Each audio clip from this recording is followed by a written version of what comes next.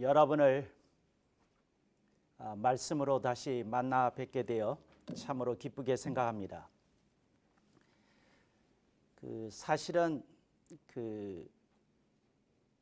한학이나 유학에서 시간과 공간, 인간 이런 삼간을 얘기를 하는데 특별히 시간에 대한 특별한 개념이 하나 있어요. 근데 그 개념이 뭐냐면 계기라는 말입니다. 한번 따라해 보겠습니다. 계기. 계기라는 말은 무슨 말인고 하니 딱 상황에 맞는 시간, 꼭 그런 말을 할 만한 시간, 꼭 그런 행사를 할 만한 시간, 이제 뭐 그런 걸 계기라고 부릅니다. 그러니까 우연히 친구가 전화해서 밥 먹으러 가자. 이제 이건 계기가 아니고요.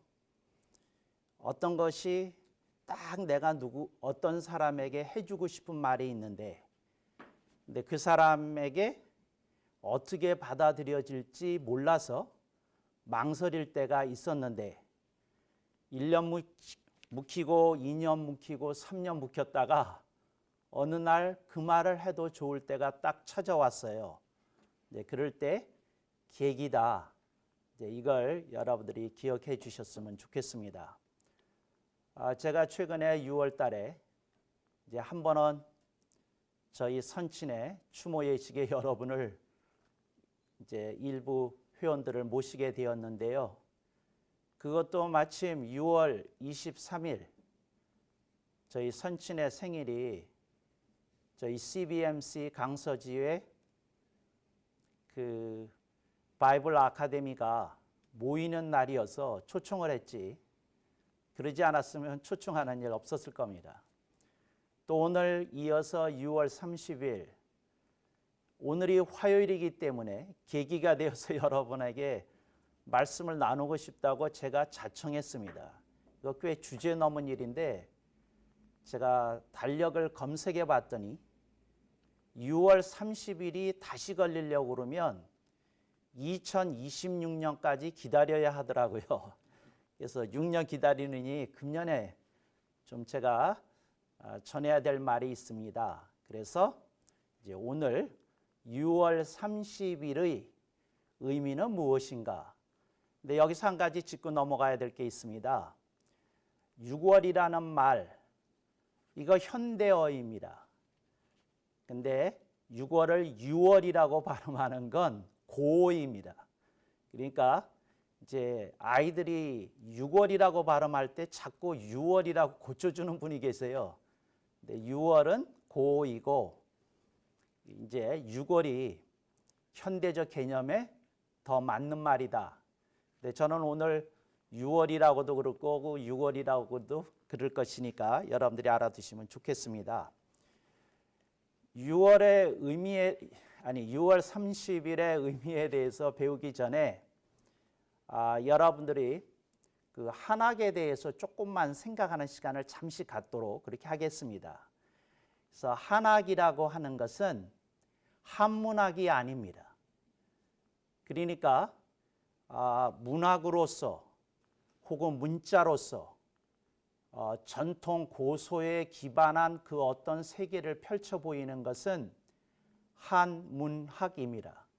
그러니까 여러분이 좋아하시는 정민 교수님이 이 분야의 선두주자이십니다. 이제 그런 건 한문학이라고 합니다. 이제 한학이라고 하는 말은 어떤 말인고 하니 한자를 가리키면서 하늘과 땅과 사람을 펼쳐 보여주는 겁니다. 그러니까 글자를 가리키면서 시작해요. 그래서 한학 그랬는데 요즘은 한학 그러면 한문학의 준말 정도로 이해를 하기 때문에 그렇습니다. 또 하나, 한학은 유학의 기반이 되는 학문입니다. 그러니까 이제 어떤 사람이 선비의 길을 가고 싶거나 사대부의 길을 흠모하고 있다면 유학으로부터 시작하는 게 아닙니다. 한학으로부터 시작합니다. 근데 저는 다행스럽게 소자, 회자, 소자, 소에서 선생을 만나 배웠어요.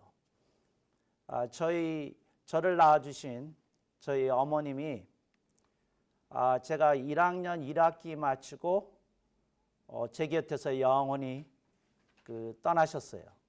근데 그때 마음을 잡을 데가 없어서 제가 학교 마치면 집에 가기가 싫은 거예요. 어머니가 계셔야죠.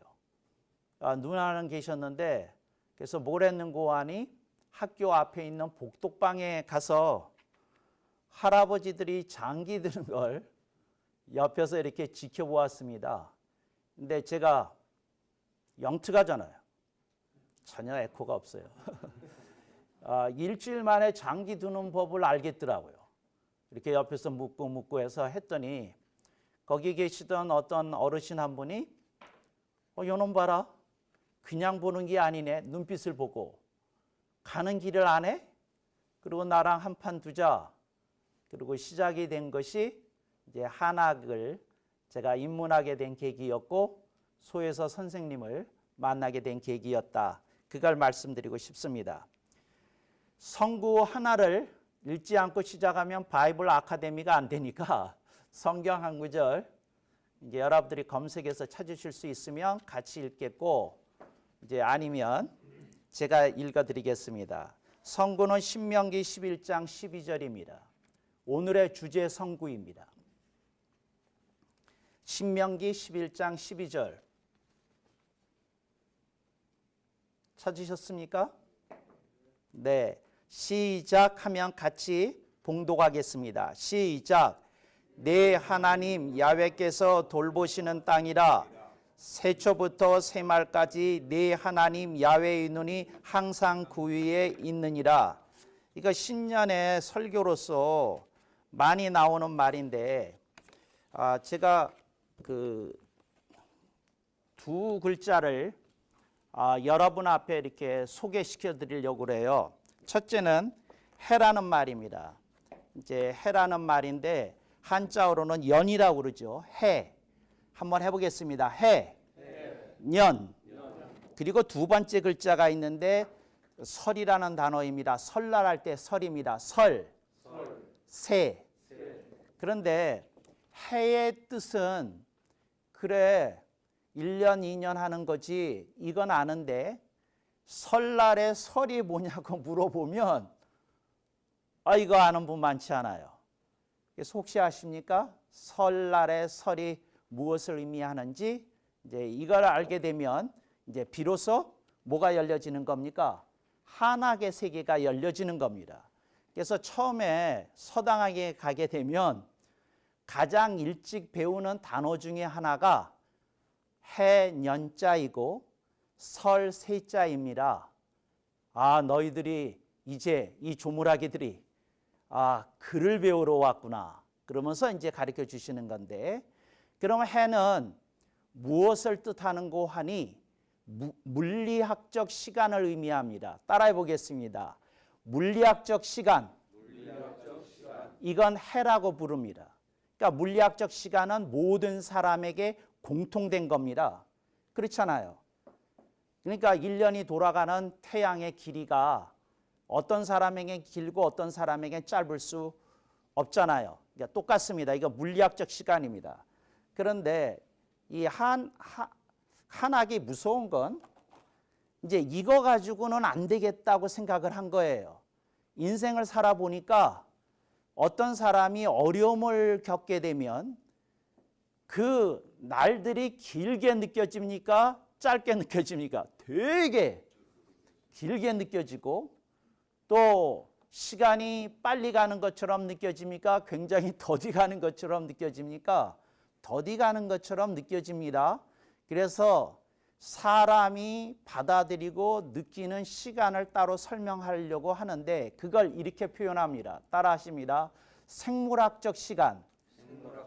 그건 생물학적 시간을 표현하는 말이 생물학적으로 1년이 설입니다. 생물학적으로 설. 그러니까 이렇게 되는 거죠.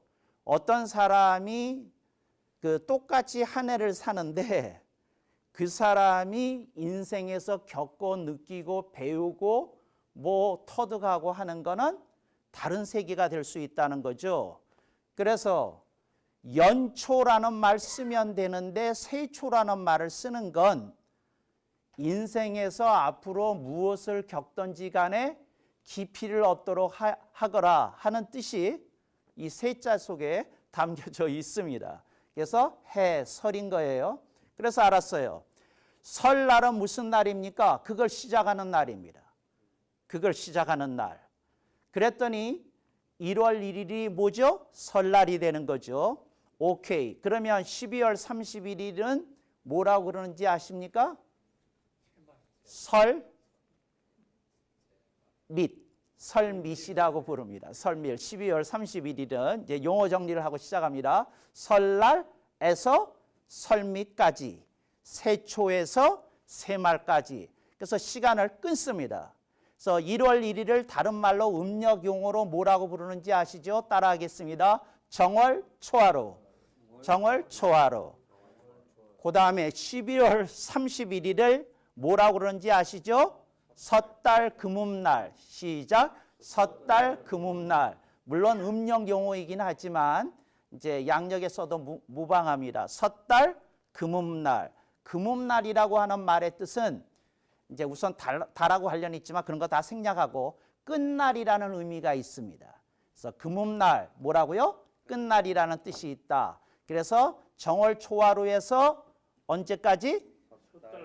섣달 금음날까지를 세초부터 새말이라고 그러는데 우리 그 성경에는 이렇게 아름답게 번역이 되어 있어요.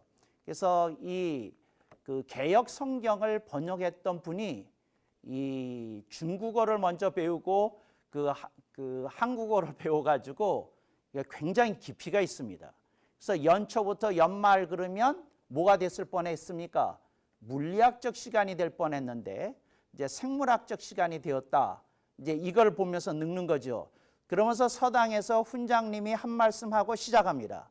어떻게 시작하느냐면 이놈들아 내 밑에서 똑같이 1년을 배운다고 똑같은 게 아니다. 어떤 놈은 이만큼 배울 거고 어떤 놈은 요만큼 배울 거고 어떤 놈은 이만큼 배울 거다. 이 얘기를 하는 거죠. 그러니까 뭐를 가르치고 시작합니까? 해와 설이 다르다 하는 것을 가지고 얘기를 합니다. 그래서 1년이 지나가는데 그냥 지나가게 하면 어떻게 되는 겁니까? 설을 놓치고 있는 겁니다. 그러니까 여러분들이 따라해 보겠습니다. 해를 살면서 설을 놓치지 말아야지. 이제 서당에서 배우는 한문이 이런 겁니다. 그러니까 하늘천 따지만 가리키는 게 아니고 정신세계를 확 튀어줍니다. 그러니까 그중에서 말귀를 알아듣는 아이는 선비로 커가는 겁니다. 이제 그런 것이 있다. 이제 그 말씀을 드리겠고요. 해설 됐고요. 그 다음에 오늘이 6월 30일이지 않습니까? 근데 6월 30일을 부르는 말이 있는데 그걸 또 놓쳤어요. 그래서 6월 30일을 뭐라고 부르는지 알려드리고 시작하겠습니다. 따라 보겠습니다. 설반. 그러니까 생물학적 1년의 반이라는 겁니다.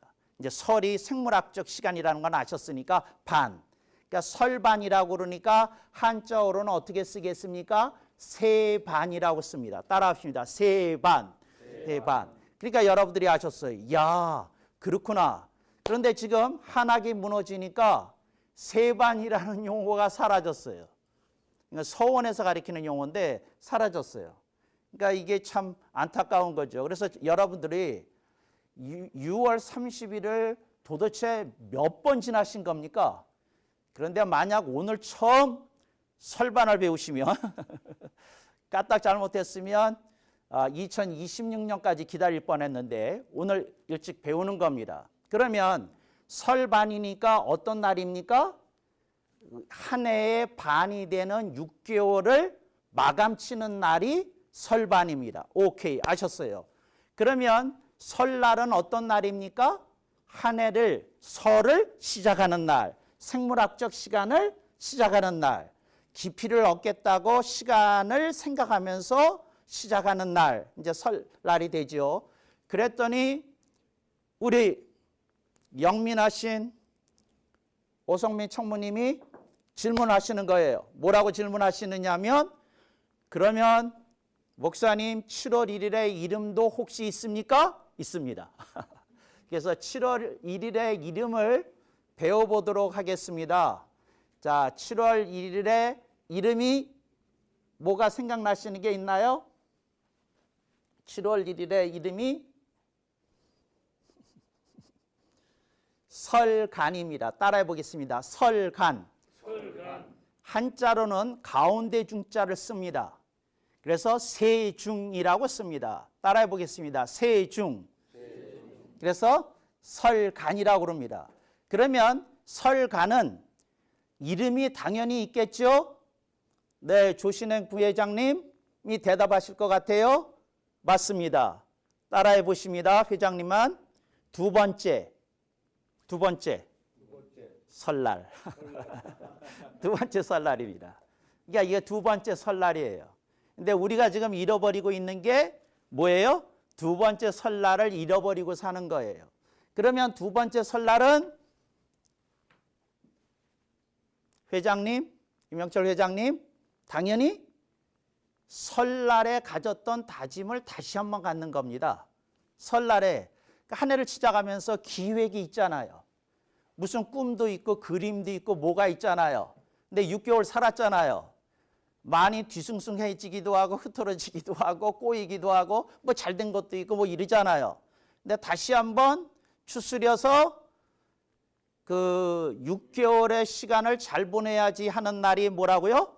설간입니다. 그러면 설방과 설간에서 어느 날이 크겠습니까? 당연히 설날이 크듯이 당연히 설간이 큰 날이죠.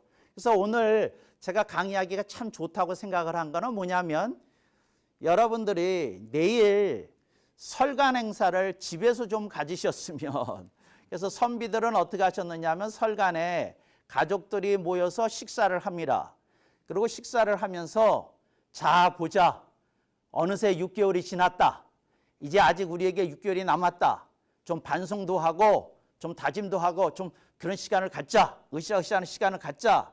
이제 그것이 뭐였다고요? 설간입니다. 그러니까 오늘 여러분이 다른 건 다 까먹으셔도 설반과 설간만 기억하셔도 여러분들이 이제 강의에서 얻어가는 것이 있습니다.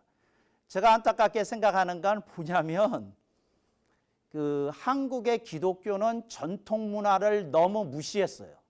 너무 경시해서 아름다운 거를 이렇게 흡수할 수 있었을 터인데, 이게 딱 하고 이렇게 막혀가지고 아름다운 전통이 계승되지 못한 부분이 많이 있어요. 그래서 기독교 때문에 아시죠? 우리나라에 음악이 살아났어요. 서양 음악이. 이제 그런데 이 기독교 때문에 또 많이 뭐가 뒤로 밀려났어요. 국악이 뒤로 밀려났어요. 이제 이런 현상들이 좀 많이 있어요. 그래서 기독교 때문에 서양식으로 집을 지어야 된다는 생각이 강렬하고, 한국식으로 집을 짓는 생각은 뒤로 가고, 뭐 하여튼 이런 것들이 이제 저변에 좀 깔려 있었던 것이 있었다. 이런 것들을 여러분들이 생각하면서 오늘을 하루를 생각하면 좋겠습니다. 로마 제국에서 섬겼던 그 신이 하나 있어요. 여러분이 아시는 분일 수도 있습니다. 따라해 보겠습니다. 야누스라는 신이 있는데, 이 야누스가 어떻게 생겼느냐 하면 이렇게 생겼습니다. 이렇게. 그러니까 앞에 얼굴이 있고 똑같은 얼굴이 뒤에 있습니다. 그런데 야누스라는 신을 언제 중요시하는 고하니 설날의 신입니다.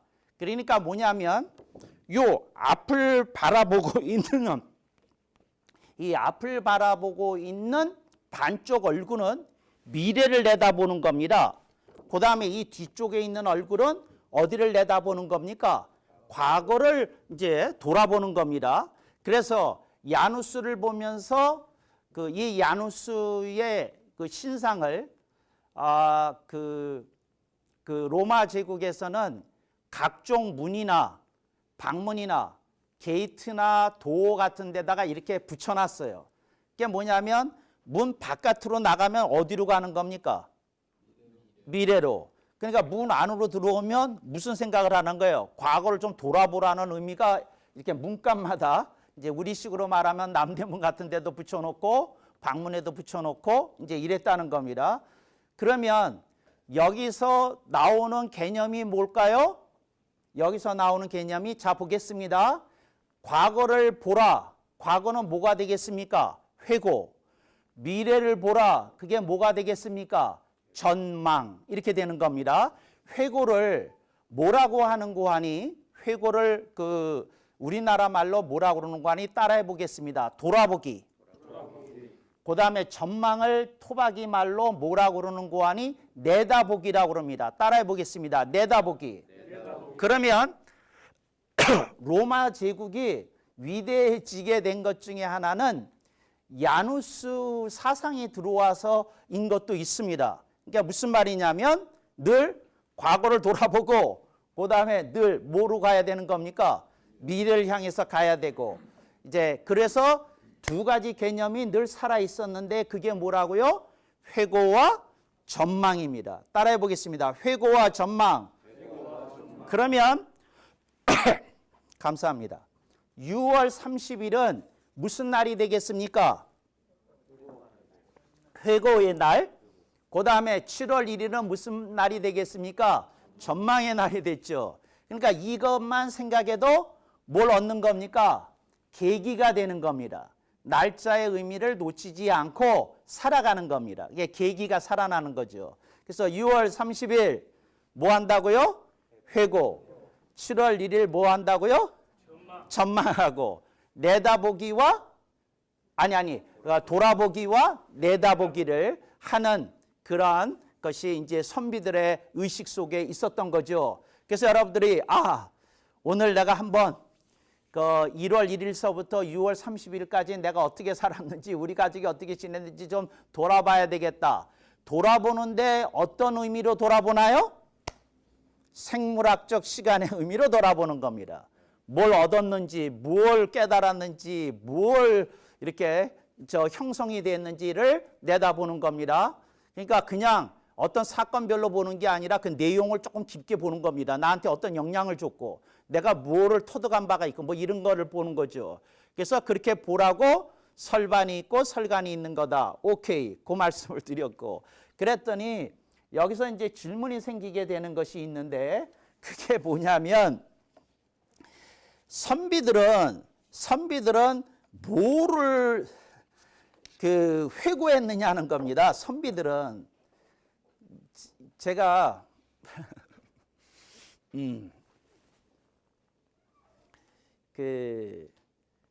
제가 한 번을 그러니까 예수 믿게 한 일이 있어요. 브라질 한인회장도 지내시고 그리고 건국대에서 역사학을 가르치셨던 박형표 교수라고 계세요. 근데 이분이 하여튼 예수님 안 믿는 거고 뭐 자기는 하나님이 있다는 건 인정이 된다고 그러고 천신사상은 우리 민족에게도 있는 고유 사상이라고 보호하고 이제 그런 분이에요. 근데 제가 어느 날 이제 우리 교회에서 그 인문학 강좌를 했는데 인문학 강좌하는 걸 얘기를 듣고 그분이 그러셨어요. 우리 문화에 대해서 우리 역사에 대해서 이렇게 해석하는 기독교라면 나도 믿겠다고. 그래서 그분이 이제 개종을 하셨는데 근데 그때 제가 강론했던 것 중에 뭐가 있었느냐면 그 선비들은 그 설날에 무슨 생각을 했는지 그거를 이제 뭐를 돌아봤는지 한 해를 돌아보고 또 내다볼 때 뭘 했는지 그걸 했던 일이 있어요. 자, 지금 여러분들이 유교하면 제일 먼저 떠오르는 것 중에 하나가 뭐죠? 사단, 인의, 예지 아닙니까? 그런데 사실은 그 유학에서 제일 먼저 강조하는 건 인의, 예지가 아니에요. 그러니까 그 선비가 되는 사람들에게 제일 먼저 강조하는 게 있는데 그게 따라해 보겠습니다. 염치. 예, 염치예요. 따라해 봅니다. 염치. 근데 요즘은 염치를 잘 몰라요. 근데 염치를 잘 모르는데 지금 이게 안타까운 건 여러분들이 국어 사전에 이 염치를 찾아보면 이렇게 쓰여 있지 않아요. 치자는 같은데 염자가 달라요. 어떻게 쓰여져 있느냐 하면 이렇게 쓰여져 있어요. 이렇게. 근데 두 글자가 거의 똑같이 보이는데 차이가 있는데 뭐가 차이 있느냐 하면 꼭대기에 대나무가 있는 게 있고 대나무가 없는 게 있어요. 뭐가 있어요? 대나무가 있고 대나무가 없어요. 그래서 중국은 그 한자를 간소화하는 운동이 오래전서부터 있어 왔어요. 그래서 거의 비슷해서 뜻만 통하면 이제 줄이는 쪽으로 갔거든요. 그래서 염치할 때 염이 요거고. 그러면 요 두 번째 염자는 무슨 뜻인고 하니 청렴하다는 염입니다. 요거는 무슨 뜻인고 하니 발을 치잖아요. 바깥에서 창 앞에다가 사람들이 안을 들여다보지 못하고 발을 쳤어요. 커튼을 쳤어요. 커튼을. 이제 요게 커튼 염자입니다. 이게 무슨 말이냐면 염치라는 말의 뜻은 뭐냐면 내가 심히 부끄러운 것이 많으니 다른 사람이 볼까 알까 두렵다. 커튼을 치는 거예요. 이렇게 커튼을. 이게 염치입니다. 그러면 그 커튼을 친다는 게 뭐냐면 이런 겁니다. 내가 끼니가 없어서 아침을 못 먹었어요. 그런데 아침에 친구를 만났는데 자네 조반은 하셨는가? 친구가 물었어요. 근데 내가 안 먹었다고 그러면 집으로 끌고 들어가 가지고 자기 안사람한테 다시 조반상 보아오라고 할 판이니까 이 사람이 민폐가 될까 봐 두려워서 뭐라 그럽니까? 먹었지. 이렇게 얘기합니다. 그게 염치예요.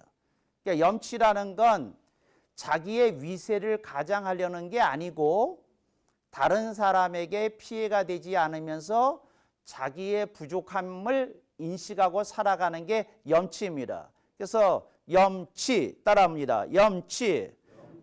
근데 그냥 염치를 생각하라고 그러면 모르잖아요. 그래서 염치는 저는 지금도 생생히 기억하는데 제가 이런 질문을 했어요. 그러면 선비들은 염치를 어떻게 챙겼습니까? 하고 물었어요. 근데 제가 이런 질문을 잘해가지고 우리 소혜서 선생님의 사랑을 듬뿍 받았습니다. 그랬더니 하시는 말씀이 그렇지 하시면서 가르쳐 주신 겁니다. 따라합니다. 진사. 진사라는 말은 뭐냐면 미안하다고 말하는 겁니다. 뭐라고요? 미안하다고, 죄송하다고 말하는 겁니다. 오케이. 그러면 선비가 미안하다고 누구한테 얘기할까요? 선비가 예를 들어서 설반이 됐어요. 6월 30일이 됐어요. 회고를 하는 겁니다. 그런데 염치를 붙들고 있습니다. 뭐에 대해서 미안하다고 얘기를 할까요? 시간에 대해서, 설에 대해서 미안하다고 얘기하는 겁니다. 반년이나 지냈는데 공부에 진척이 없구나. 뭐예요? 진사. 그 미안한 마음을 품는 거예요. 그러니까 어떤 대상이 있기 이전에 내가 내 인생에 대해서 미안한 거예요. 여러분이 여러분 자신에게 미안해 본 일이 있어요? 아우, 내가 조금 더 잘 살았으면 우리 아내 고생 안 시켰을 텐데 그 말 말고 내가 조금 똑똑하게 살았으면 내 인생이 조금 더 내가 생각해도 자랑스러웠을 텐데 하는 거. 이제 이런 생각입니다. 그러니까 주변 사람 말고 내가 나한테 좀 미안한 생각. 이제 선비들이 그거 잘하는 건데 선비 문화에 이제 이런 면이 없어졌어요. 이게 진사하는 겁니다. 그래서 그 선비들이 염치를 하는 말이 뭐냐면 미안하다는 말, 송구하다는 말을 쓰는데 송구하다는 말을 씁니다. 그러니까 선비들이 절하는 거 못 보셨죠? 우리 스승님은 절하는 걸 많이 봤어요. 그게 뭐냐면 절을 하세요. 벽에다 대고. 그 절을 하시는데 뭐라고 하느냐면 지나간 시간에 대해서 미안하다고 절하시는 거예요. 조금 더 공부를 했어야 하는데, 좀 더 내가 수양이 깊었어야 하는데, 좀 더 내 마음의 품이 컸어야 되는데 그러지 못한 것에 대하여 송구스럽습니다 하고 절을 하셨어요. 그러니까 이거 아주 곁에서 보면 전율이 일어나요. 전율이 일어나. 그러니까 저렇게 흠잡을 데가 없이 인생을 사시면서도 자신을 채찍질 하시는구나. 근데 이게 진사였고요. 그러니까 염치의 첫 번째는 진사. 두 번째 배워보겠습니다. 짐사. 그 다음에 염치는 첫 번째가 뭐라고요? 진사. 두 번째는 해보겠습니다. 담책. 담책이라고 하는 말은 뭐냐면 내가 교통사고를 냈어요. 보험이 없었어요. 마침 뭐 끊긴 기간이었어. 그렇지만 내가 그것에 대해서 책임지고 변상하겠습니다. 뭐예요? 그게 담책이에요. 담책이라는 건 자신이 책임을 지는 겁니다. 뭐라고요? 자신이 책임을 지는 겁니다. 아이가 어긋나고 있는 것이 보였어요. 그런데 그 아이가 어긋나고 있는 것을 보이면서 당시 집에서 보였어. 애들 하나 제대로 못 가르치고 말이야. 그러니까 애가 저렇게 막 나가는 말을 하지. 이제 뭐는 아닙니까? 담책은 아닙니다. 담책은 아니에요. 담책. 그런데 제가 이제 이렇게 한국 문화가 많이 사라졌다고 그러잖아요. 전통 문화가. 제가 무슨 얘기냐면 귀책은 들어봤지만 담책은 들어보셨어요? 그러니까 담책이 그걸 가리키는 거예요. 따라합시다. 내가 책임진다. 이게 담책이에요. 그런데 상사가 아래 부하 직원의 책임을 묻는다? 그건 귀책이고요. 책임을 묻는 건 귀책이고 책임을 지는 건 담책입니다. 그러니까 이게 참 그 진사, 미안합니다. 그 다음에 그 담책은 뭡니까? 책임집니다. 그러니까 책임집니다 할 때 하는 말이 뭡니까? 갚겠습니다 하는 말입니다. 갚겠습니다. 담책에서 생기는 것이 있는데 부채의식이에요. 아하, 내가 갚아야 될 마음의 빛이 있구나. 그런 거예요. 그러면 선비들이 예를 들자면 이렇게 합니다. 책을요, 그 서재에서 자기가 읽었어야 될 그 책이 있는데 그걸 제대로 읽지 못해서 그 한 5권을 여기다 쌓아놓고 담책을 합니다. 뭐라고 그러냐면 필히 남은 6개월 동안에 어떻게 하겠다고요? 열심히 읽겠습니다. 열심히 공부하겠습니다. 그래요. 뭐를 앞에 놓고 책을 앞에 놓고 이게 담책이에요. 그러니까 선비들이 담책을 하면 책 안 읽을 수 있나요? 안 읽을 수 없어요. 잠을 줄여서라도 읽습니다. 이게 담책이에요. 그러면 이제 제가 정리하겠습니다. 진사, 아니 따라하십니다. 진사. 플러스 담책 이퀄 염치. 염치가 있다고 하는 건 진사하는 겁니다. 미안해하는 겁니다. 그리고 책임을 지는 겁니다. 그래서 이 두 가지가 있으면 뭐가 온전히 된 거예요. 염치가. 이 두 가지 중에 반만 있으면 어떻게 된 거예요? 반염치입니다. 반염치. 그래 반염치라도 있는 거죠. 두 가지가 다 없으면 몰염치. 몰염치가 되는 겁니다. 몰염치. 몰염치보다 더 나쁜 게 파염치예요. 뭐냐면 그래서 어떻다고 이런 거예요. 누구한테 잘못을 지적받았는데 오히려 들이대는 거예요. 그냥 빡쳐가지고. 그러면 뭐예요? 파염치가 되는 거예요. 그러니까 여러분들이 몰염치는 혹시 그럴 수 있어도 어디까지 절대 나가면 안 됩니까?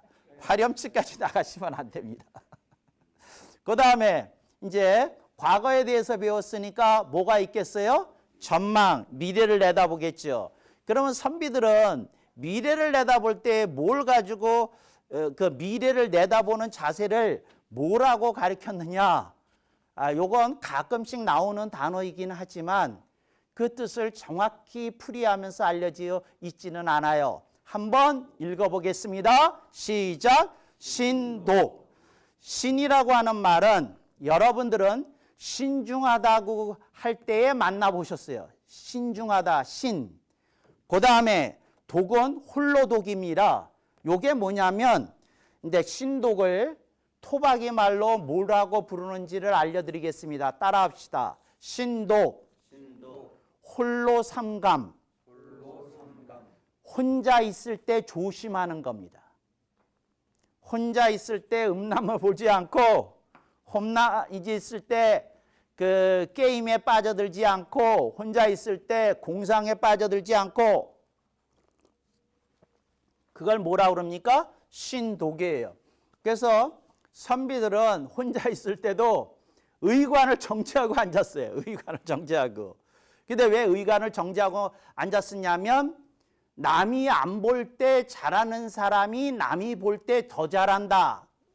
그렇게 생각했어요. 따라해 보겠습니다. 남이 안 볼 때 잘하는 사람이 남이 볼 때 더 잘한다. 그래서 선비들은 더 잘하지 못하는 사람의 특징이 뭐냐면 남이 안 볼 때 노력 안 한다는 거예요. 남이 안 볼 때. 남이 안 볼 때 공부 안 한다는 거예요. 남이 안 볼 때 반성 안 한다는 거예요.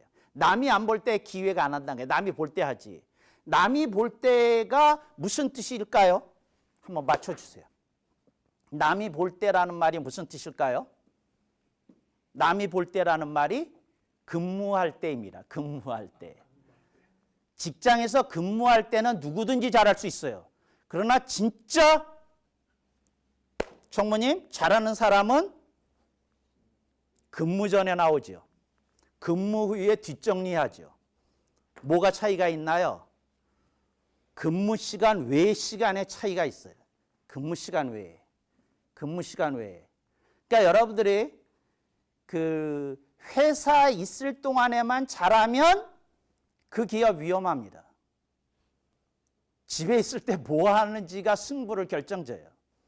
그러니까 그 남이 안 볼 때 내가 뭘 해야 되는지에 대해서 그거 해야 되는데, 그러니까 여러분 이걸 꼭 기억하셔야 됩니다.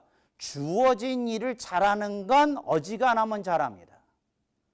근데 주어지지 않는 일을 찾아내는 게 이게 진짜 비즈니스입니다. 그러니까 여러분들이 그걸 좀 잘 생각해 보시고, 이게 뭐지? 주어지지 않는 일을 생각해 보는 게 그걸 생각해야 되는 거죠. 근데 그러지 않으면 어떻게 해야 될까요? 따라하기 경영이나 평생 합니다. 그러니까 따라하기 운영이나 평생 하고. 근데 그러지 않으려고 그러면 이거 머리가 돌아가야 됩니다. 근데 머리가 돌아가려고 그러면 내다보기를 해야 되는데 신독입니다. 그랬더니 궁금해지는 거예요. 선비들이 그러면 홀로 있을 때 뭐를 합니까? 읽으시겠습니다. 정제. 여러분은 이 단어를 언제 만나셨느냐 하면 의관을 정지하고 뭐 그럴 때 만나셨어요. 근데 정제라는 말은 좀 그렇게도 쓰이지만 정제라는 말은 조금 다른 말이 있어요. 그래서 이 정이 뭔지를 알려드리겠습니다. 이거 알아들으면 굉장히 도움이 돼요. 정이 뭐냐면 환경적 정리를 하는 걸 정이라고 그럽니다. 뭐라고요? 환경적 정리를 하는 게 정입니다. 그러니까 예를 들자면 서류가 지금 너저분하게 있어요. 하루 일하다 보니까 그렇게 되지 않습니까? 그런데 내가 조금 생각을 정리하려고 그러면 분류를 조금 해야 됩니다. 그게 뭐예요? 정입니다. 따라합시다. 가지런할 정. 가지런하다는 말은 분류해 놓는다는 말입니다. 집안이 어수선해요. 그러면 여성들이 제일 먼저 뭐부터 합니까? 설거지부터 합니다. 일단 설거지부터 해요. 그리고 뭐 합니까? 진공청소해요. 그리고 이제 마포질해요. 뭐 이제 이런 식으로 이렇게 하잖아요. 그리고 물건들 다 놀 때 놓고 뭐 빨래 돌 때 돌리고 막 합니다. 그게 뭐예요? 정입니다. 오케이. 그런데 이 정은 그 현대 문화의 한 부분으로 찾아와서 잘들 하세요. 그런데 제가 뭘까요? 회장님, 뭘까요? 제가 아니 치우는 건 정이라고요. 치우는 거 환경적으로 치우는 건 정. 아셨죠? 아니 그 물건 제자리 찾아놓고 서류 제자리 찾는 건 뭐예요? 정입니다. 요걸 이렇게 읽으시면 좋아요. 이 정자를 따라해 봅니다. 정리정돈정. 그래 정리정돈에 관련된 건 어디로 왔어요? 이쪽으로 왔어요. 이쪽으로. 예. 이쪽으로 왔어요. 예. 그러면 쟤는 여기 계시는 마무리. 우리 CBMC 회원들한테 가장 필요한 거예요. 그게 뭐냐면 구상발상입니다. 뭐라고요? 구상발상입니다. 자, 발상은 뭐냐면 뭔가 새로운 틈을 보는 겁니다. 뭐 새로운 어떤 아이디어를 찾아내는 게 발상입니다. 근데 구상이라는 건 뭐냐면 전체적인 거를 좀 들여다보고 어떤 게 강하고 어떤 게 약하고 뭐 이런 상황이네. 이건 구상입니다. 예. 그래서 뭐부터 하는 게 빨라요. 구상부터 하는 게 빨라지요. 그 다음에 구상하면서 내가 놓치고 있는 게 뭐지? 따라합시다. 내가 놓치고 있는 게 뭐지? 더 중요한 말이 있어요. 내가 못 보고 있는 게 뭐지? 더 중요한 말이 있어요. 내가 못 보고 있는 게 뭐지 하는 말보다 더 중요한 말. 따라합시다. 내게 안 보이는 게 뭐지? 이 수준까지 가야 돼요. 여러분, 성공 못하는 사람의 특징이 뭐냐면 안 보이는데 안 보이는 게 있다는 걸 몰라요. 몰라요. 근데 왜 그럴까요? 왜 그럴까요? 곽병렬 고모님, 왜 그럴까요? 왜 그러냐면 구상을 많이 하는 사람은 구상이 발상인 줄 알아. 아니야. 구상은 구상이에요. 발상 시간을 따로 가져야 돼. 뭐라고요? 발상 시간을 가져야 돼요. 그러니까 여러분들이 목사님들 보면 좀 답답한 건 못 느끼세요? 그게 뭐냐면 맨날 구상만 해. 맨날 구상만 해. 교인들 어떻게 얽히설키 좌표로 얼굴 가지고 이렇게 끌어당길 생각만 해. 전혀 웃지를 않으시네. 재미가 없네. 그러니까 그 구상만 해요.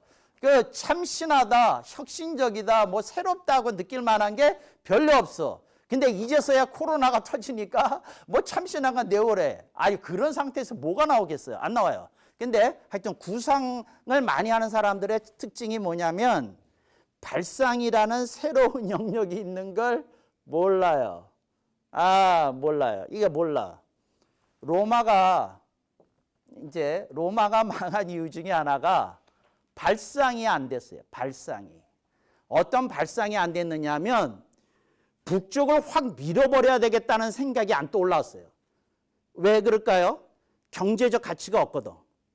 북쪽은 야만 민족, 게르만 민족이 사는 땅이라 그걸 정복해서 돈 될 만한 거, 가치 있는 거 갖고 올 만한 게 없는 거야. 그러니까 그쪽은 생각 안 했어요. 근데 만약에 게르만 민족 그게 땅에 로마가 흠모할 만한 문화가 있다고 생각했으면 정복했을 거예요, 로마는. 근데 가치가 없다고 생각한 거죠. 근데 그들이 야만한 힘을 갖고 있다는 건 놓친 거예요. 근데 하여튼 여러분들이 뭐가 안 된 거예요? 발상이 안 된 거예요. 발상이 딱 됐으면 좋았을 터인데. 그래서 이제 뭐를 한다고요? 정제. 그러면 여러분들이 알으셨어요? 정제를 했는데 두 가지씩이니까 하나가 더 있겠죠. 따라해 보겠습니다. 읽겠습니다. 시작. 자경. 자경이라고 하는 말은 뭐냐면 이런 겁니다. 제가 잘하는 건데 이렇게 합니다. 이거 보세요. 제가 아침마다 거울을 보면서 이렇게 합니다. 장성 잘해야 돼. 설교 그렇게 가지고 되겠냐? 기도 그렇게 가지고 되겠냐? 잘해야 돼. 제가 뺨을 몇 대씩 때립니다. 그게 뭐냐면 이게 자경이에요. 그 옛날 선비들은 자기 허벅지를 꼬집었어요. 옛날 선비들은 이 이마를 쳤어요. 그러니까 뭐냐면 자기한테 야단을 치는 거예요. 자기에게 스스로 야단칠 경이에요. 자기에게 야단치는 거예요. 너 알아들어. 왜 야단칠까요?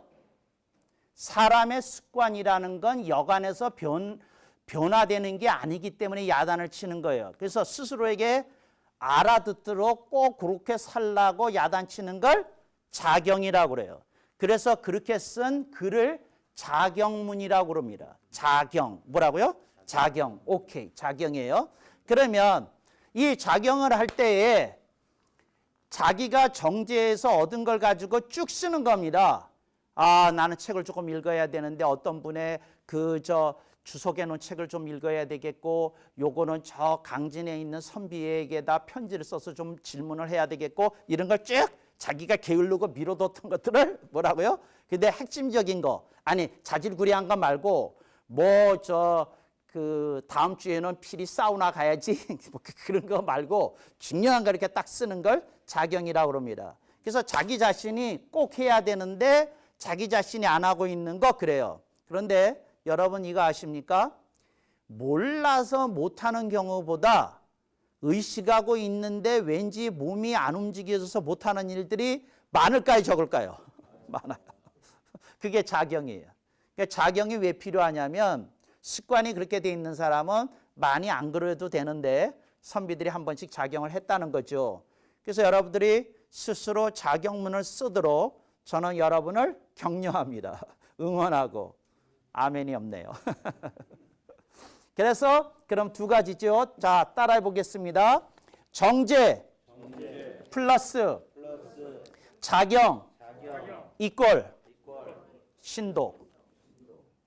뭐가 돼야 돼요? 안 돼. 뭐가 돼야 돼요?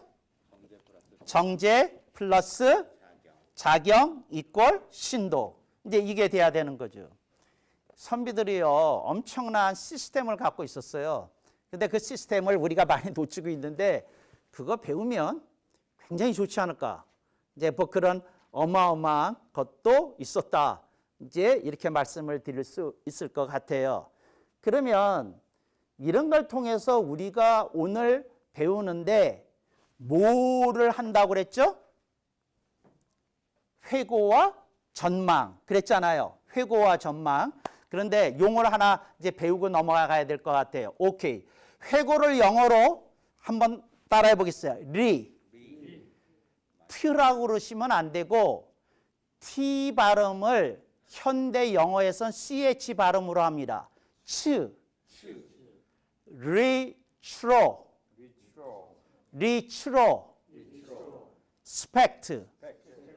리트로스펙트. 그 팩이 조금 발음이 세고요. 트가 약간 약합니다. 리트로스펙트. 어떻게 들리면 트자가 안 들린다고 말하는 사람들이 있는데 분명히 발음합니다. 리트로스펙트예요. 리트로스펙트. 이제 왜 이 단어 영어를 가리키는지 조금 이따 나와요. 오케이. 그런데 자, 전망은 영어로 뭐라고 그러냐면 따라해 보겠습니다. 프로스펙트. 그래서 두 단어에 무슨 단어가 있느냐 하면 본다는 스펙트가 붙어 있어요. 뭐라고요? 스펙트. 그러니까 영어로 가르쳐드리면, 알려드리면 여러분들이 꼭 기억할 것 같아서 해보겠습니다. 따라해 보겠습니다. 더블 스펙트. 이건 대학원에 가야 배우는 용어예요. 따라해 보겠습니다. 더블 스펙트. 여러분이 누구한테 물어보세요. 더블 스펙트에 대해서 혹시 들어본 일 있냐고. 알아맞추는 사람이면 유학 파일 가능성이 많아요. 근데 대부분의 사람은 이제 대학원에 가면 교수들이 흔히 애용하는 용어 중에 몇 개가 있는데 이런 얘기를 합니다. 그러니까 더블 스펙트. 그런데 그럽니다. 그러니까 더블 스펙트를 줄이면 뭐가 될까요? DS. 예? 더블 스펙트 DS가 되죠. DS가 안 되는 놈이라고 그래요. DS shit. DS 똥이라고 그래요. 그러니까 뭐냐면 DS가 안 되는 놈이라고. 과거를 통해 배우는 것도 없고 미래에 대한 어떤 꿈도 없고 그냥 현재에만 살고 있는 놈이야. 이제 이렇게 얘기하죠. 그래서 이제 DS 떨거지가 되면 안 되겠고 이제 우리는 더블 스펙트가 되셔야 되겠습니다. 뭐가 돼야 되겠어요? 더블 스펙트. 근데 뭐가 돼야 되겠어요? 회고와 전망이 잘 되셔야겠다. 그런 생각이 듭니다. 오케이. 자, 그 질문 있으면 한번 받겠어요. 그리고는 조금 더 재밌는 얘기를 조금만 더 하겠습니다. 네, 질문. 그 야누스에서 그 양수요? 나왔나요? 예? 야누스에서 예. 제니오리가 나온 겁니다. 제니얼이가 예, 제니오리가 나왔어요. 예, 야누스에서. 야누스를 JANUS라고 쓰거든요. 그래서 제니오리라는 뜻이 뭐냐면 야누스를 보는 달이라는 뜻이에요. 회고와 전망을 하는 달이라는 뜻이에요. 훌륭하시잖아요. 이렇게 질문 잘하시잖아요. 회고와 전망을 하는 달이야. 예. 정제에서 그 정은 그 가지가 달성 정돈 뭐 정리정도 달성이라고 하셨는데 제자에 대해서 네. 제가 제자는 뭐냐면 나 자신이 가지런할 죄입니다. 나 자신이. 그건 환경적인 정리고요. 이거는 뭐예요? 자신적인 정리. 자기가 자기 자신에게 정리해야 될 일이에요. 그러니까 업무를 얘기하는 게 아닙니다. 너 조금 이래야 되지 않겠어? 그 자기한테 자기가 하는 말이죠. 예. 그래서 여러분들이 이걸 진짜 소리를 들어야 되는데 따라합시다. 내가 나에게 주는 말. 이걸 듣고 살아야 사람의 정신세계가 열립니다. 내가 나에게 주는 말이 있어야 돼요. 내가 나에게. 누구가 하는 말이 아니라.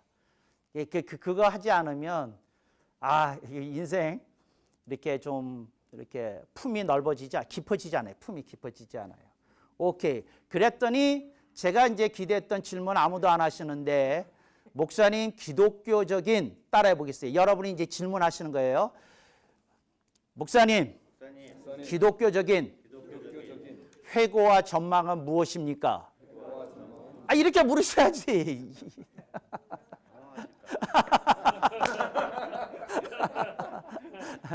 기독교적인 회고와 전망에 대해서 사람들이 이제 생각을 하거든요. 근데 저는 이걸 배우고 나중에 이제 이렇게 교회 생활을 하고 뭐 그러면서 기독교적인 회고와 전망은 뭘까? 그래서 생각했어요. 목회를 하다가. 그래서 제가 나름대로 이제 회고와 전망 목회적인 관점에서 제가 얻은 게 있어요. 근데 그게 뭐냐면 따라해 보겠습니다. 기독교적인 회고는 양억입니다. 양억이라는 말은 제가 만든 말인데 두 가지 기억이라는 말입니다. 양수할 때 양. 두 손을 양수라고 그러잖아요. 양수 겹장할 때 양. 그다음에 기억할 때 억. 두 가지 기억입니다. 근데 모든 사람이 아름다운 기억이 있어요. 그거는 추억입니다. 따라합시다. 추억. 그런데 모든 사람이 아픈 기억을 갖고 있어요. 그래서 제가 심리학을 배우다가 모든 사람에게 상처가 있다는 걸 알고 용어를 만들었어요. 왜 추억만 있냐? 그래서 만든 단어가 따라합시다. 상억. 그러니까 상처를 품은 기억입니다. 수치를 품은 기억. 그게 상억입니다. 이제 이건 제가 만든 용어니까 어디 가서 상억 그러면 못 알아들으실 거예요. 그런데 이 상억을 안 쓰려고 그러면 길게 얘기하셔야 돼요. 상처를 품은 기억 이렇게 해야 되거든요. 이게 말이 너무 길어지잖아요. 추억 그러면 되는데 그래서 추억 그다음에 뭐예요? 상억. 그래서 기독교적으로 어떻게 해야 되느냐 하면 사람이 행복해지려면 그 사람이 성장하고 뭐하고 하는 건 상관없이 회고를 해야 됩니다. 따라합시다. 상억은 따라합시다. 추억은 감사하고 상억은 치유하자. 네, 이게 제가 생각하는 회고예요. 과거를 돌아보면서 추억은 지난 6개월 동안 있었던 아름다운 추억은 감사하고 상처를 받았던 그 기억은 치유하자. 왜? 그러지 않으면 그것이 어떻게 내 몸속에서 작용할까요? 도구로 작용합니다. 이거는 신경계 신경을 다루고 있는 외과 의사들이 하는 말인데요. 뭐냐면 상억이 암세포가 된답니다. 신경이 이걸 기억한대요. 신경이. 상억을. 그러니까 상억을 치유해야 되는 이유는 그냥 암세포를 없애기 위해서라도 그래야 된다고 그래요.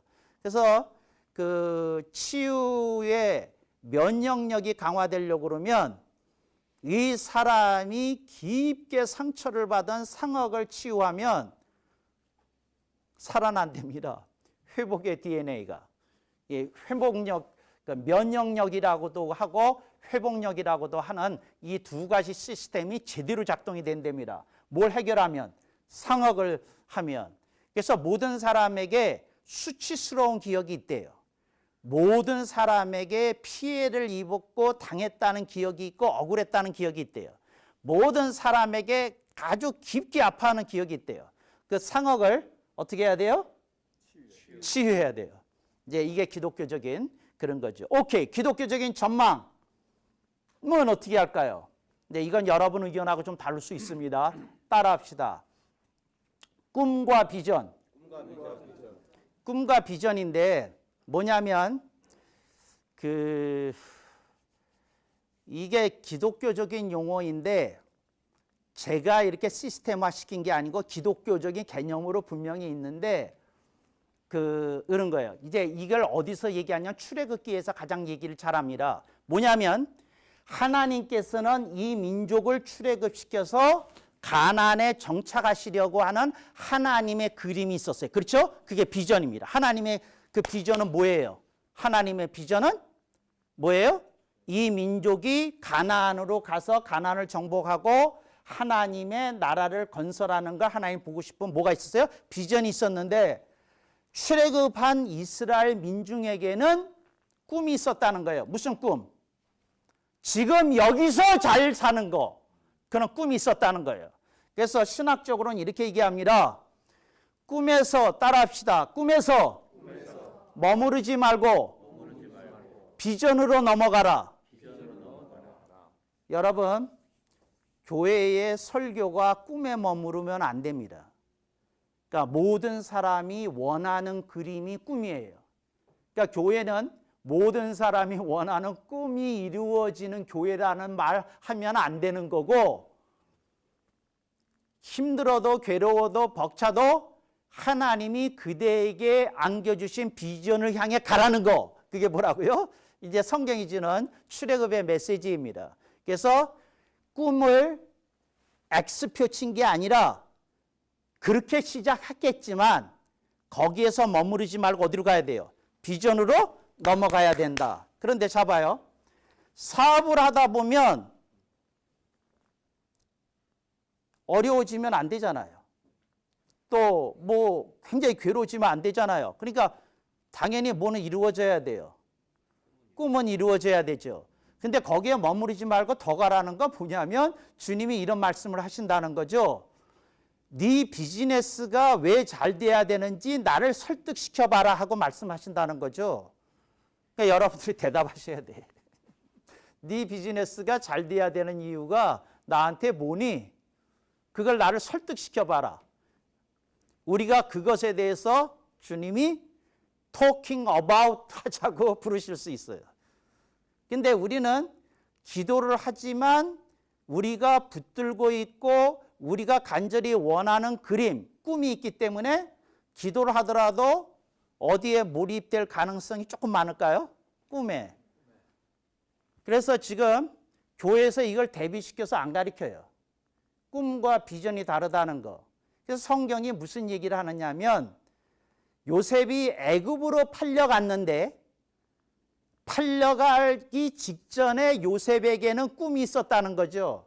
부모의 사랑을 독차지하고 형제들 위에서 노는 두각을 나타낸 능력자 뭐 이런 꿈이 있었는데 갑자기 팔려가면서 그 꿈이 부서지니까 오히려 그때서부터 비전이 연결어가기 시작했다. 이제 이걸 보여주는 거고 그 사람이 오히려 요셉이 형들을 만났을 때 말하기를 형들이여 걱정하지 마소서 나를 보내신 일은 하나님 보내셨다. 형들이 팔아먹은 게 아니라고 그런 해석을 이제 보여주지 않게 비전이에요.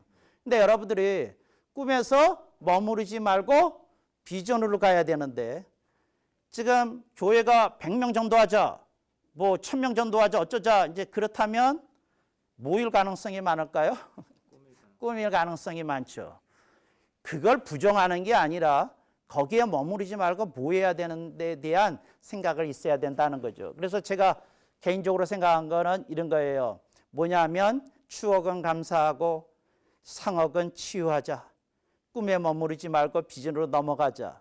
이게 이제 제가 저 자신을 위해서 썼던 설교문을 여러분들한테 이제 공개해 드린 거고, 기독교적인 그렇지만 뭣도 충분히 들을 만한 가치가 있어요. 예? 유학에서 제시하는 뭐예요? 회고와 전망, 더블 스펙트도 이렇게 충분히 들어볼 만한 값어치가 있다. 이제 이렇게 생각이 되는 거죠. 그래서 여러분들의 인생이 홀로 걷는 인생이 될 수 있는데 조심하셔요. 여러분은 자신을 붙들고 인생을 살면 미안해요. 당신이 아무리 큰 성공을 이뤘다 해도 주님은 당신을 이렇게 부를 거예요. 홀로 걷는 인생이구나. 홀로 걷는 사람이구나. 그렇게 말씀하실 거예요. 근데 여러분은 홀로 걷는 사람이 아니라 하나님과 함께 걷는 사람. 이제 왜냐하면 하나님 비전을 따라서 걷는 거니까 그거에 대해서 조금 생각해 보시면 좋겠다. 생각이 들고 오케이. 질문 한두 번 받겠습니다. 질문. 꿈과 비전도 좋고 추억과 상억도 좋고 꿈과 비전이 맞지 않으면 고생하게 되는 거죠. 아니에요. 그런 획일적인 세상이 아니에요. 꿈만 붙들고 살아도 스스로 행복하다고 느끼는 사람들도 있어요. 근데 문제는 죽은 다음에 문제가 발생한다는 거죠. 네 인생이 내 인생하고 무슨 상관이냐? 주님 그렇게 하신다는 거죠. 천국에 가면 주님이 그 얘기하셔요. 주님이 그러셔요. 주님이 그러셔요. 네 인생이 내 인생하고 무슨 상관이냐? 넌 네 인생 살았지. 이게 천국에 가서 한번 여러분이 죽어보셔야 되는데 죽어보면 주님이 하시는 말씀이 있어요. 그게 뭐냐면 왜? 더블 라이프. 나와 함께 걷는 인생에 대해서 그렇게 교회를 오래 다니고 그렇게 오래 성경을 읽고 그렇게 오래 기도를 했는데 깨닫지 못했냐는 거죠. 주님과 함께 이렇게 더블로 사는 인생에 대해서 생각 못했다는 거죠. 내가 바라보고 내가 힘들고 내가 겪고 뭐 하고 이런 거에 잡힐 수 있다는 거죠. 그 얘기입니다. 그런데 저는 꿈을 X라고 부르지 않아요. 세모라고 부르지. 그러니까 뭐냐면 중간역일 수는 있겠다. 그러나 종착지가 되면 안 되겠다. 이렇게 얘기를 하는 거지. 꿈은 갖지 마세요. 나쁜 거예요. 더러운 거예요. 이 얘기 하려는 게 아닙니다. 그렇게 시작하죠, 인간은. 그냥 거기서 넘어가야죠. 근데 그 얘기를 하고 싶은 거죠. 오케이. 또 다른 질문 하나. 네. 저기 말씀 중에 자기 자신의 소리를 들어야 된다고 그러셨잖아요. 네. 네. 그러면 이제 저희들은 사실 기도를 하면서 주님의 음성 듣기를 우리가 늘 구하잖아요. 그러면서 우리가 어떤 문제가 생겼을 때 하나님 앞에 간절히 기도하면서 그 기도 가운데 어떤 마음의 변화나 어떤 생각의 변화가 일어날 때 아, 주님께서 이렇게 말씀하시는구나 이렇게 생각하기 우리 보통 그렇게 해요. 저는. 그러면 그것을 자신의 소리라고 지금 거기서 얘기하신 건가? 그래서 나는 아까 그 자신의 소리를 들어야 된다 할 때 그 자신의 소리하고 우리가 늘 기도하면서 하나님의 뜻 알기를 구하는 것하고 어떤 관계가 있는 건가? 네. 거기에 해당이 되는 가장 적합한 심리학 용어가 있어요. 그 네 글자 같이 따라하겠습니다. 자기 대면. 자기 대면이라는 건 뭐냐면 어지간한 교육을 받은 사람은 자기가 다른 사람을 비평하고 비판하는 안목을 가지고 자신을 비평하고 비판하는 걸 자기 대면이라고 그래요. 내가 남을 보면 그 사람의 흠집이 보이잖아요. 좀 이리셨으면 좋았을 텐데 저랬으면 좋을 때 이제 그 안목을 나한테 적용시켜서 내가 나를 들여다보는 걸 자기 대면이라고 그럽니다. 근데 사람들이 제일 힘들어하는 게 자기 대면이 힘들대요. 이걸 영어로는 이렇게 얘기합니다. 한번 따라해 볼까요? 근데 한국 사람들이 좀 이상한 게 있어요. 내 정말 속 터지는데 우리 교회 오면요, 자, 그 한글도 있고요, 한자도 있고 영어도 있는데 왜 영어를 넣느냐면요, 영어를 써놓으면 이게 학술적으로 있는 개념인 줄을 인정하는 거예요. 그러니까 제가 자기 대면 그러면 별로 목사님이 그냥 용어를 화려하게 구사하시는 분이니까 잘 쓰신다 이렇게 생각해요. 이게 몰라요. 근데 따라해 보겠습니다. self confrontation. 그러니까 대결하듯이 자기를 탁 하고 마주쳐서 보는 거예요. confrontation. C-O-N-F-R-O-N-T-A-T-I-O-N. self confrontation. 그걸 해야 된다는 거죠. 이거 아닙니다. self facing. 자기를 보는 그게 아니고 self confrontation을 한번 해야 된다는 거예요. 이제 그러면 자기가 다른 사람을 비평하고 비판하는 안목을 가지고 자기한테 보면 자기가 자기한테 해줄 말이 있다는 거죠. 그래서 아까 자기가 그 정확한 용어는 이거예요. 따라합시다. 자기가 자기에게 해줘야 하는 말. 그걸 들으라는 거예요. 그걸 듣는 시간을 가져. 그런데 그냥 시작하지 마시고 성령님, 제가 정말 하기 힘들어하는 게 있습니다. 제가 제 자신을 보는 게 두려워요. 제가 얼마나 수치스러운 걸 싫어하는지 아시지 않습니까? 근데 지금 아무도 없는데 제가 홀로 성령님 도우심 아래, 성령 기름 부심 아래 자기 대면을 하기를 원합니다. 그럼 보인다는 거예요. 오케이.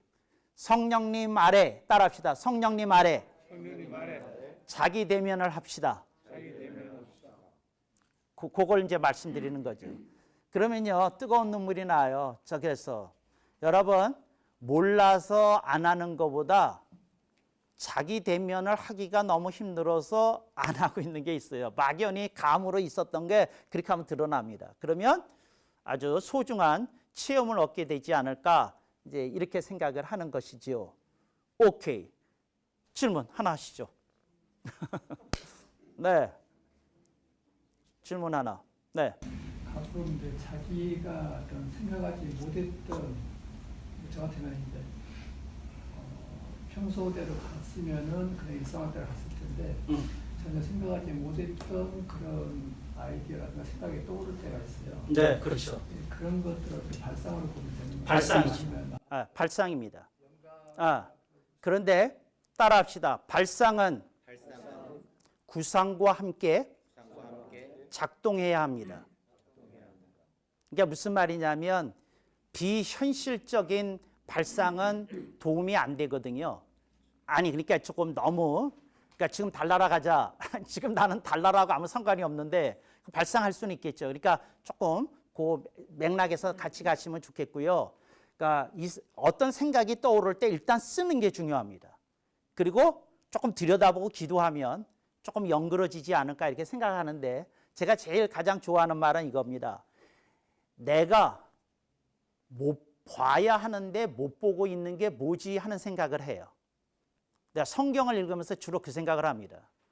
여러분, 관념으로 성경을 읽으면요, 매년 그 수준에 머뭅니다. 내가 봐야 하는데 내가 보지 못하고 있는 게 뭐지? 이제 이렇게 생각하고 저는 성경을 읽거든요. 근데 그런 식으로 조금 그게 이제 발상인데, 그 발상을 조금 하는 훈련을 여러분들이 하시면 좋겠다, 그 생각을 합니다. 제가 최근에 책을 하나 읽었어요.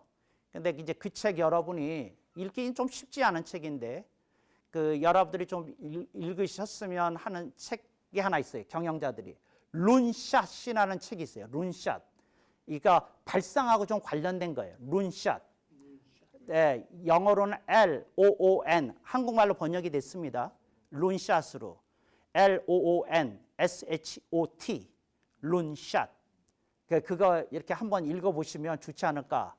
근데 그 책 읽으실 때 처음부터 끝까지 이렇게 독파하려고 그러지 마시고 왔다 갔다 읽으시다가 어느 날은 한번 처음부터 끝까지 읽어보시면 될 것 같아요. 룬샷. 한번 읽어보시면 도움이 되겠다 이 생각이 들고요. 그 다음에 이제 마무리하겠습니다. 뭐냐면 제가 20분까지만 할 생각이었거든요. 무슨 말씀을 드리고 싶으냐면 하나님이 여러분을 CBMC 강서지회에 보내신 뜻이 있으실 겁니다. 그런데 여러분들이 우리가 작은 지회가 아니라 정말 대한민국을 움직이는 지회가 돼야 되겠다. 근데 우리가 대한민국을 움직이는 지회가 어떻게 되느냐? 내 인생이 하나님과 함께 사는 인생. 저는 이걸 더블 라이프라고 그러는데 더블 라이프를 살면 되지 않겠나? 이렇게 생각을 하고 근데 하나님이 나를 좀 더 잘 쓰실 수 있도록 내가 오늘 주신 말씀 가운데 구상, 발상 이런 걸 조금 더 생각해 보는 시간이 되면 좋겠다. 그렇게 여러분들이 품으실 수 있기를 바랍니다. 감사합니다. 네.